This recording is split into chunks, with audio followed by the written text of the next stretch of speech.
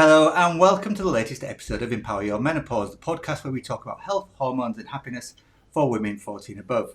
It's James here from Fabulous Beyond 40 with my colleague Julie, and today we're going to navigate the menopause maze of sex and sexuality. So if your libido's gone missing, your body feels different, or you're wondering whether lube is only for your car, you're in the right place because we've got someone very special with us today. But before we introduce her, Julie, do you want to tell people? Yes, I'm very excited about today for a number of reasons. But before we get started, we would like to announce that the doors to Club Fabulous Beyond 40 are officially open.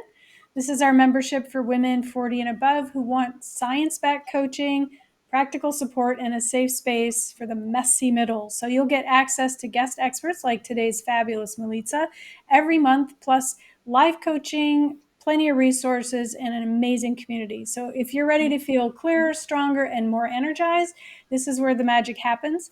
You can learn more at club.fabulousbeyond40.com. And of course, we'll post that link in the show notes. So today, our guest is Milica Jelenic. She is a sex and intimacy coach and host of The Pleasure Zone, which is an amazing podcast I highly recommend. She's got a background in psychology, over 20 years of experience in holistic healing, and she blends biophysics practices, somatic bodywork, and energy modalities to help clients create safer and more pleasurable relationships with their own bodies as well as their partners. Milica is known for her playful, stigma-free way of talking about sex, clear, kind, and refreshingly practical.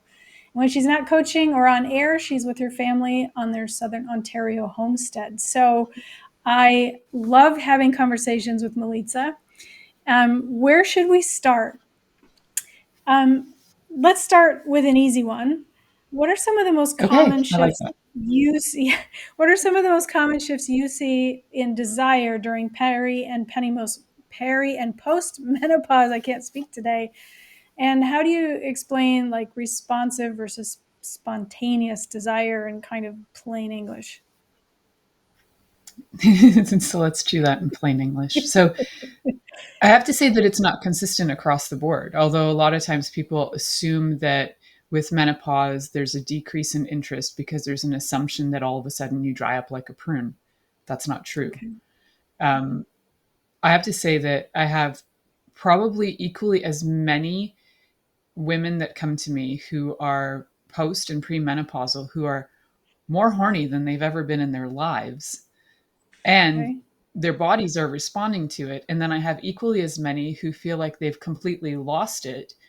And I can tell you that the difference between them, for the most part, are the women who are having happy, healthy relationships and sexual responses well into their, post-menopausal years, are the ones who have looked at a lot of their stuff emotionally.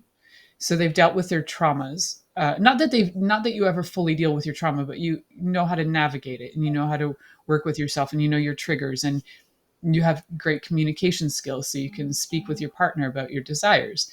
The ones who are struggling are the ones who generally don't have those communication skills, don't know what to ask for, and have assumed that sex has to be the same at 50 or 40 and beyond than that it was when you were 20, and it definitely doesn't. Okay. So, cool. So why does that happen? I think it has more, yes, we can talk about the hormones behind it, and hormones are also affected by trauma as well. We know that too. All kinds of things going off like cortisol, which then affects estrogen, and then that's going to affect all kinds of things, right? We could go to that, or we could go to what's the root cause and what hasn't been dealt with. And so to me, I usually look at that and find out what hasn't been dealt with and what's holding you back from being fully expressive. If you have a lot of shame and you have a lack of communication and words to even describe what you desire, you're not going to be able to get it. Yeah. So what we're saying then is that emotion, or the emotional status of a lady who comes to see you, is just as important as what physically might be happening in a body, right? So if she's struggling with those communication issues that you just talked about, how does she open up to a partner in those circumstances?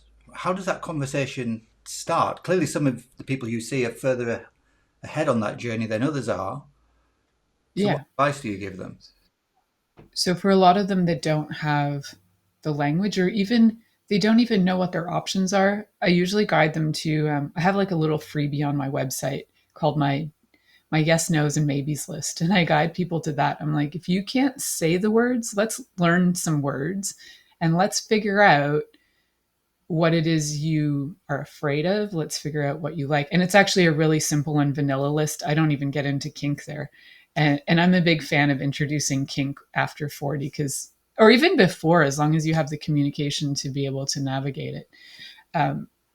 Because I think there's so much value in it as a healing modality, which is kind of a not something people usually think about with kink, but I see it as a fantastic method of healing, especially traumas. So to empower women, right? So that's one thing. I would start with simple conversations. It's surprising to me how many women are in their 40s, 50s, and 60s who, even in this day and age, we have so much information and we have so many different tools. So many women have never had orgasms, believe that they're anorgasmic, have actually gone to get therapies and been told by, experts in the field that their bodies don't respond, and they can't figure out what's going on. And the funny thing is, usually my first question, which can sometimes it might sound invasive when I say it, but actually, when people are coming to me, I think they almost expect it. My first question is, have you ever been violated, abused, or sexually molested? And I'm telling you, every single time it has happened. So their bodies are now not being able to respond. There's confusion. There's like a lot of conflict that happens when there's been some kind of sexual violation, especially if it's directed at the genitals or any like obvious sexual parts, right? So then their bodies don't respond the same. And then sometimes those triggers pop up and then all you feel is revulsion and you don't really want to go there. So how do I start a conversation is sometimes I go bold with them to help them unlock like what is stopping you. And sometimes I go, just depends on the person. Sometimes I go soft. Let's learn some words. Do you even know what oral sex is? Because I've worked with women, and I worked with a woman in her 70s who her and her husband were struggling a lot with intimacy, physical intimacy, and intimacy in general. So when I talk intimacy, it's not penetration sex. We're talking about creating intimacy. And she was afraid of oral sex, completely afraid of it, for different reasons. I think a lot of it was what she was raised to think, that it was disgusting. She thought it was all kinds of things, right? So she also didn't want to touch the penis because that was disgusting to her too. So for her, her whole sex life just involved somebody sticking their penis into her vagina, and that was sex. So if that was your sex life, how enjoyable would that be? Pretty zero to me. Yeah. So if it's never been good and you don't know any different, where do you go from there? Even like figuring out words, even saying oral sex to her, she would just flush red and she's like, I don't know what to do with that. And she was hoping that I would have like the magic pill or here's the magic lube. I'm like, no, this is bigger than that. There's a lack of communication. There's probably been a lack of consent because there's a lot of things, especially with older women, where they've been bought into the idea that you're obligated. You need to lie down and take it. And there's a lot of references in a lot of different religious texts that would tell you you're supposed to submit, but they don't read the other parts that say that the husband is also to submit. they neglect those parts. They only go for the parts that would affect, that would affect their choice. So I think a lot of that, there's trauma that can be either, we can have all those sexual traumas that can happen. We can have religious traumas that prevent you from even being able to like open up. Mm. And all of these things culminate. You're like 40 and you've lived your whole life thinking all these things are wrong and bad, and only sick people do that. And they don't realize that between two consenting adults who have communicated about it and have agreed on whatever they're doing, it's all good as long as there's consent and communication. To me, there's like three main C's, like consent, communication, and curiosity. And with those, you can have a really fun sex life. And even if you feel like you've dried up like a prune, if you've got some curiosity, you're going to be able to figure out other things that are a turn on beyond, penetrative sex, which can also become difficult for men during andropause. So that's a whole other thing to look at too, is the pressure to try and perform can be really hard. Yeah.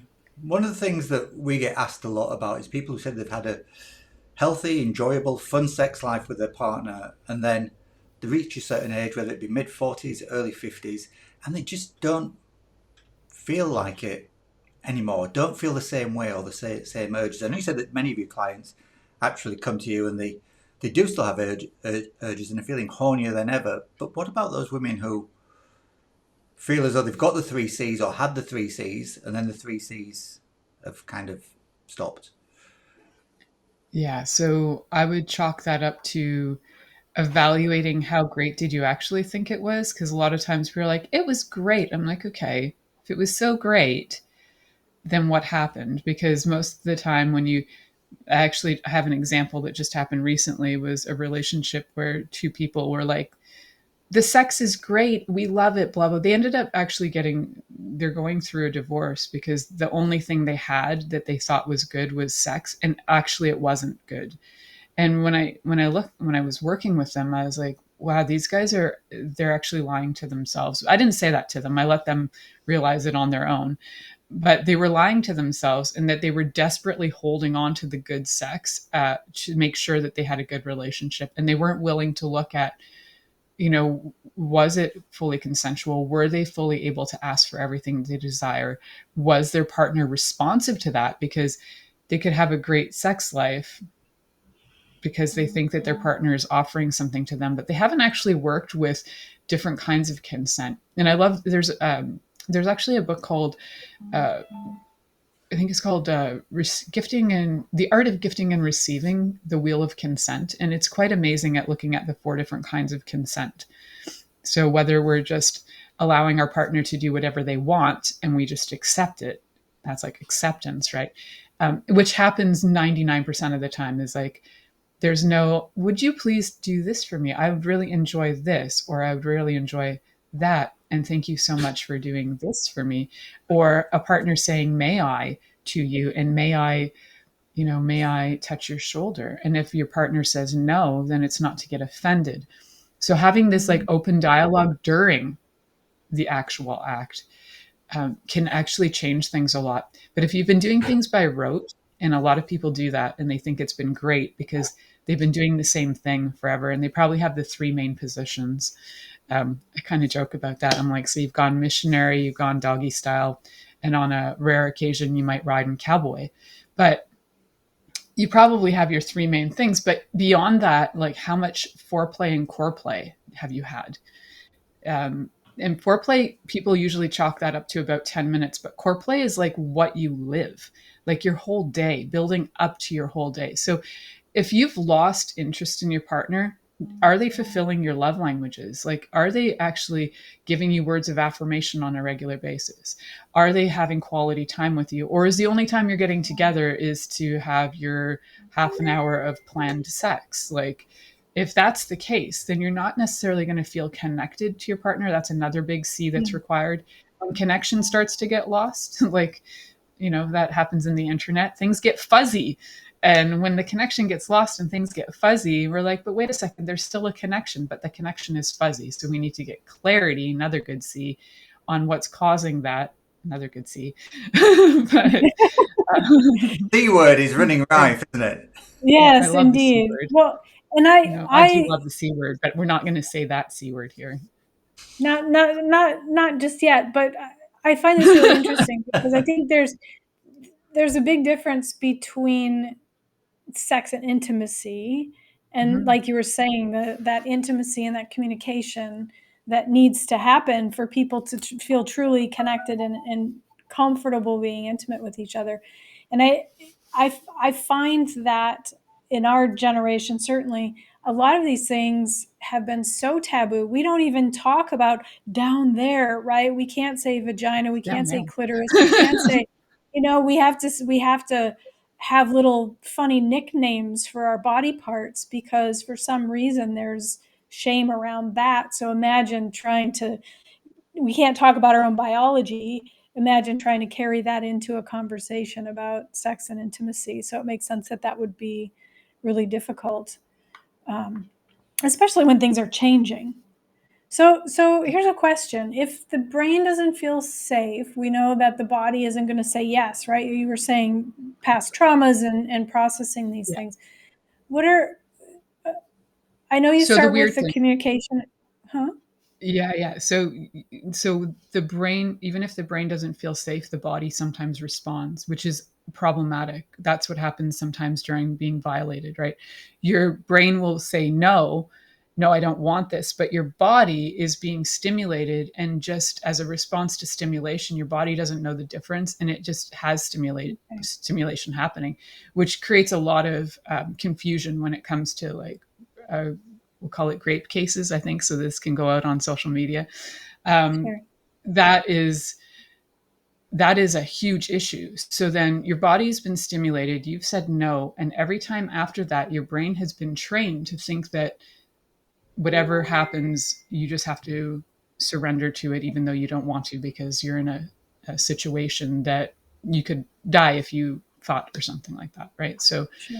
um, Well, so that even though your brain says no, your body might still react. That's the very confusing part. yeah, and I imagine that is extremely difficult to navigate through because we're at the end of the day we're animals, right?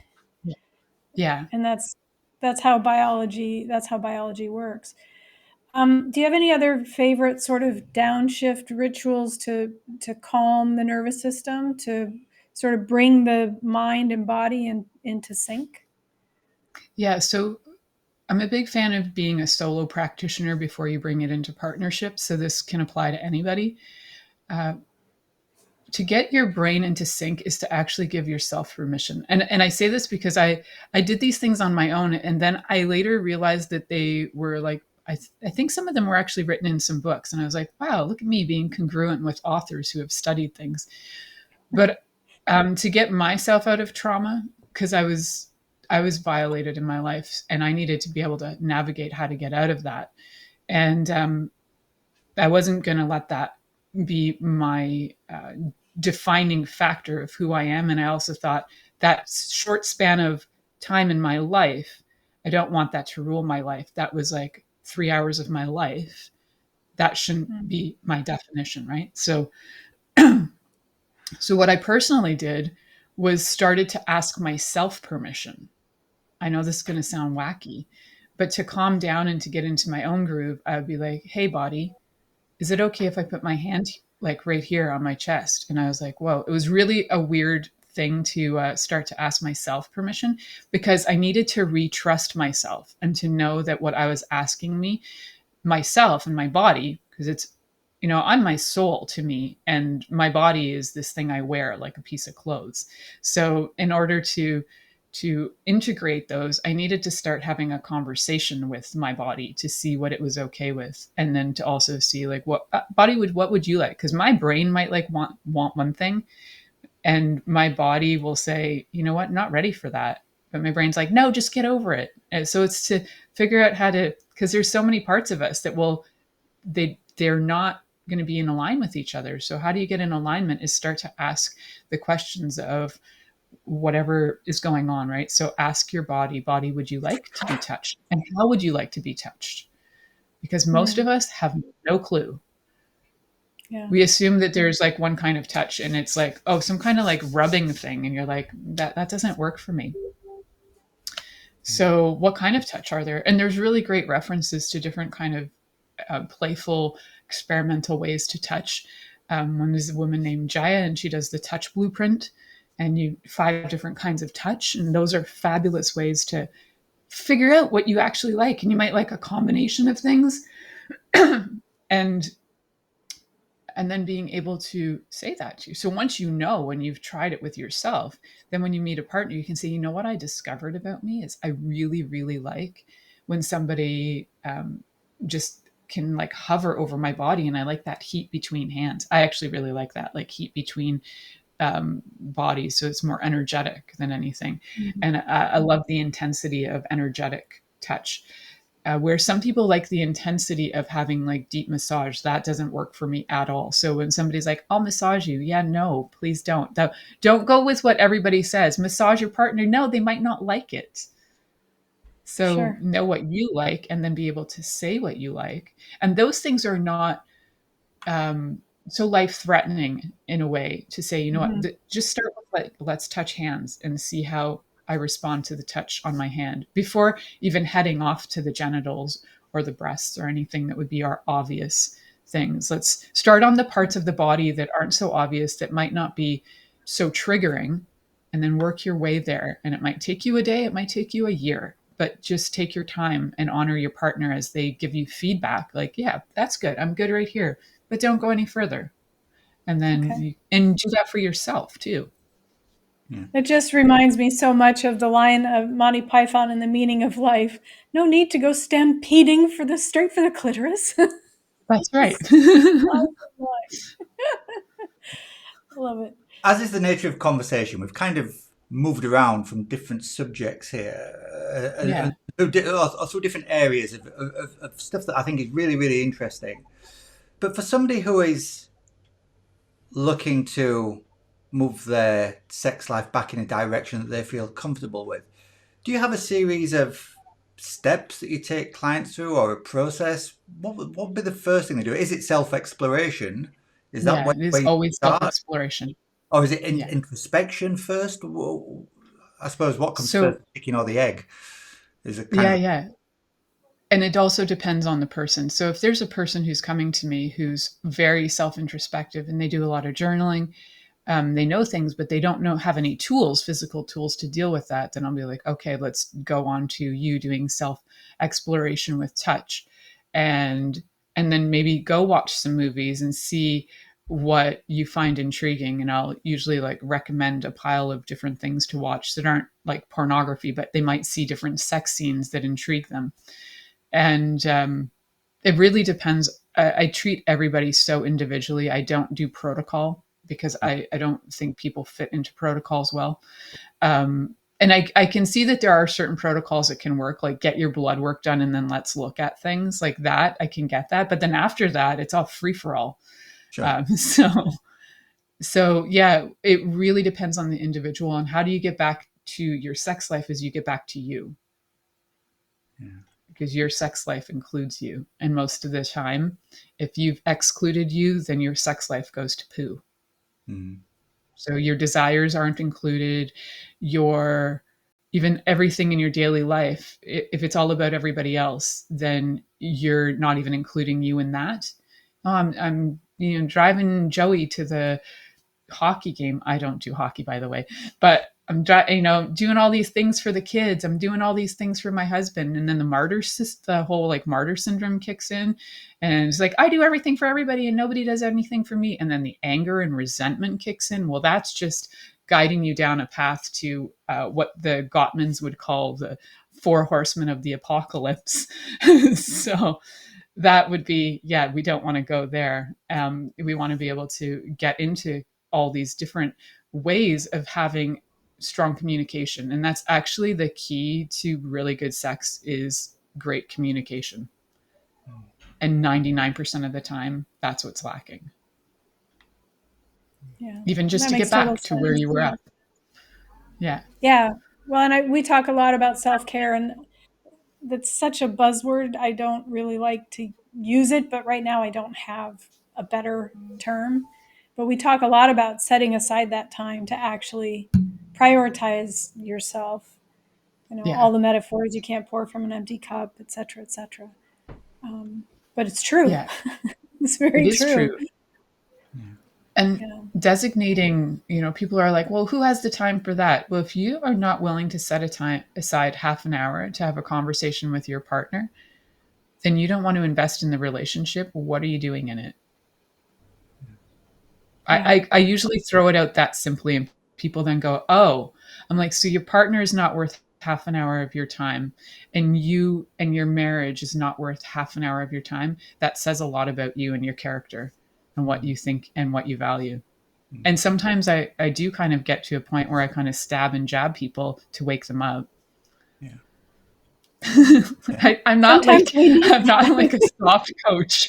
I Yeah, don't well, I soft mean, the coach truth people and be is, like, I feel so sorry for you. No, wake up. yeah. And the truth is, if you're not willing to invest the time, how can you expect Yeah, things to ever get any better, right? Yeah. exactly. Yeah. So I've got a fun question, or at least it might be a I fun like that. question.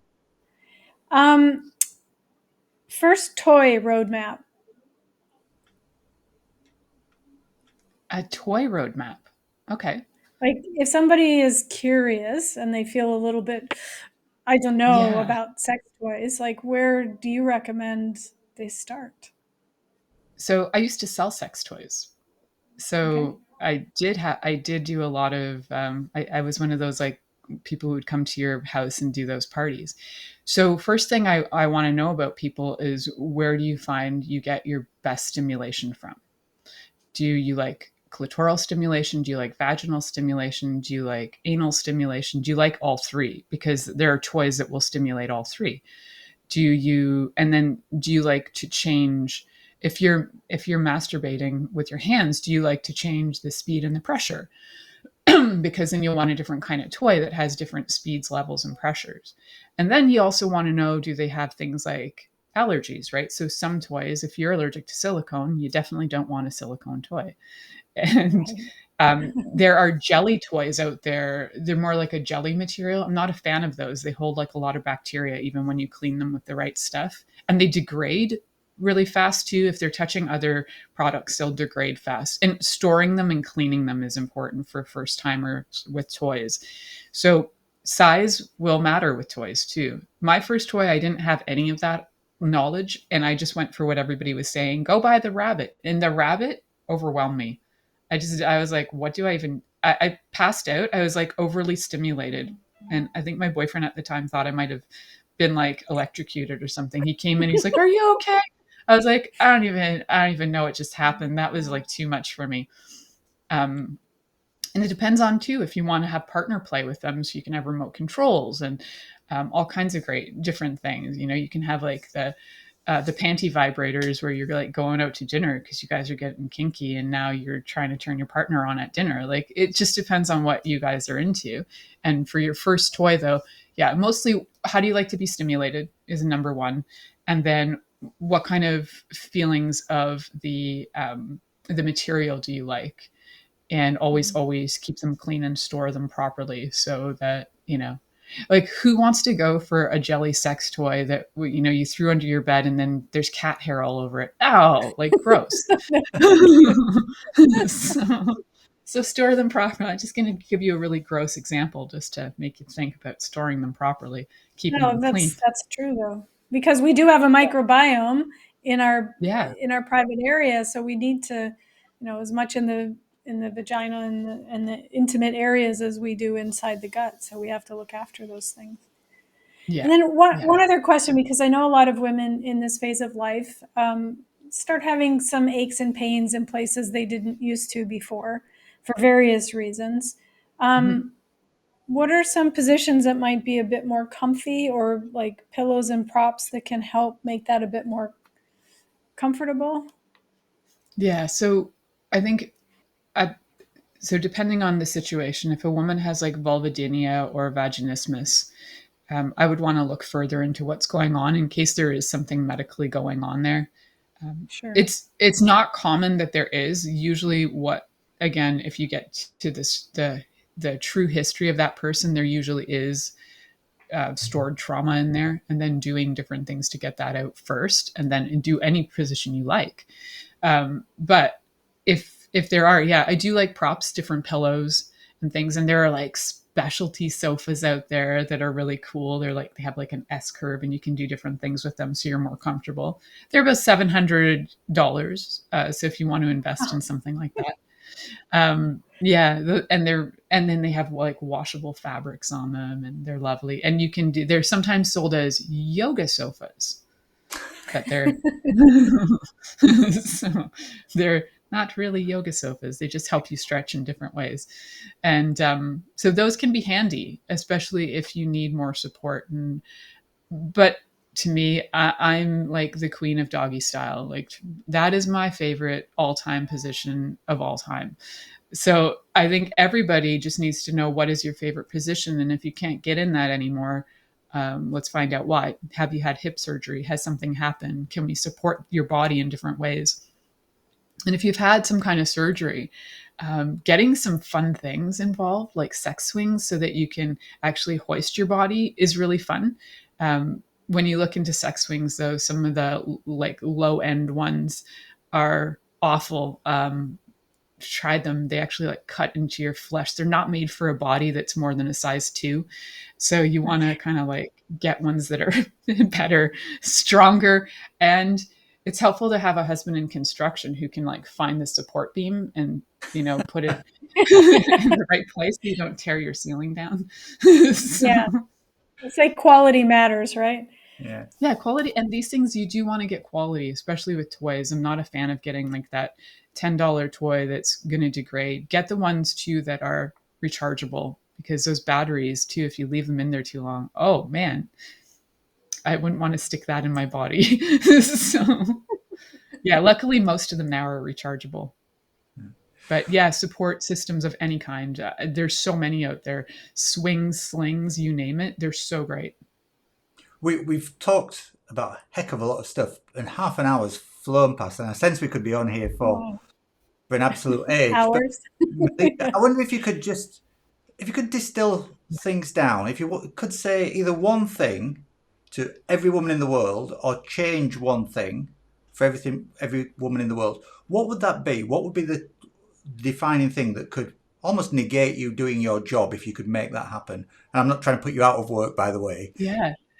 I think if every single person realized that they are allowed to have pleasure, that would just change their reality. So many people have decided that they don't deserve it. Yeah. That's really interesting. And pleasure can be in many ways, right? It's like not walking around with a stomach ache or a headache, and having your body just be in a state of joy. If we all had that, would we even need any of us as health coaches? No. No, you're allowed to have joy, and you're allowed to make the choices that bring you that. Yeah. Amazing. Well, thank you so much for bringing some sass and science to the podcast this week. It's my pleasure. Really, really super interesting. As Julie said at the beginning of the show, if you want support putting some of this stuff into practice, the doors rather, to our Club Fabulous Beyond 40 are currently open for new members. You get live coaching, you get monthly guest experts like the fantastic Milica, and a community that gets it too. So it's club.fabulousbeyond40.com, and we'll pop that in the show notes as well as details of Milica and what she does and how you can get in touch with her. Thank you so much for being here today. I always love our conversations. Well, thank you for inviting me and having me. Absolutely amazing. So we're coaches James and Julie of Fabulous Beyond 40, reminding you to stay strong and stay fabulous, and we'll see you next time. Take care.